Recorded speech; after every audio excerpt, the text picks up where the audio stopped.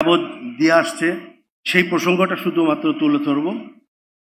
আপনারা জানেন যে আবুল আসাদ সাহেব দৈনিক সংগ্রামের সাবেক সম্পাদক, যিনি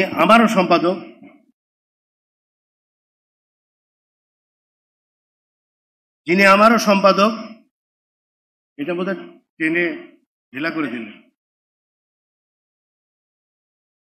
তো তাকে গ্রেপ্তার করা হয়েছিল। তার আগে দৈনিক সংগ্রামে জনাব আবুল আসাদ সাহেবকে গ্রেপ্তার করার আগে দৈনিক সংগ্রাম ব্যাপকভাবে ভাঙচুর করা হয়েছে। প্রায় একটি ধ্বংসস্তূপের মধ্যে দিয়ে দৈনিক সংগ্রাম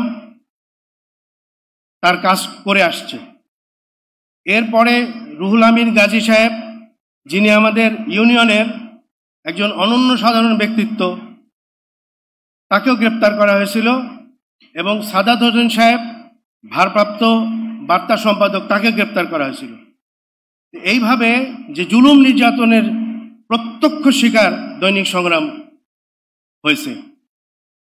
তো এই আবুল আসাদ সাহেব এতটাই নির্যাতিত হয়েছিলেন যে তিনি আর দৈনিক সংগ্রামের দায়িত্ব নেওয়ার মতো শারীরিক অবস্থা তার হয়নি।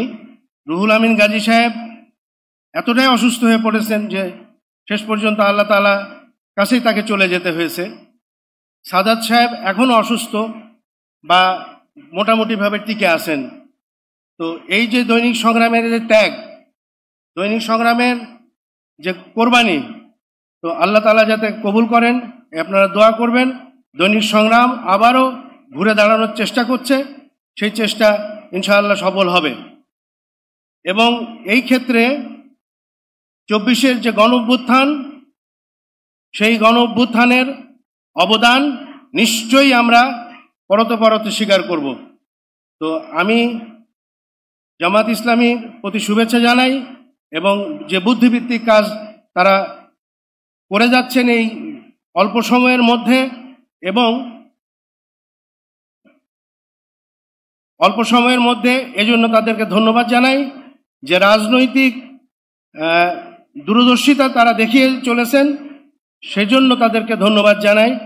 ইনশাআল্লাহুল আজিজ, আল্লাহ তাআলা কবুল করবেন। আসসালামু আলাইকুম।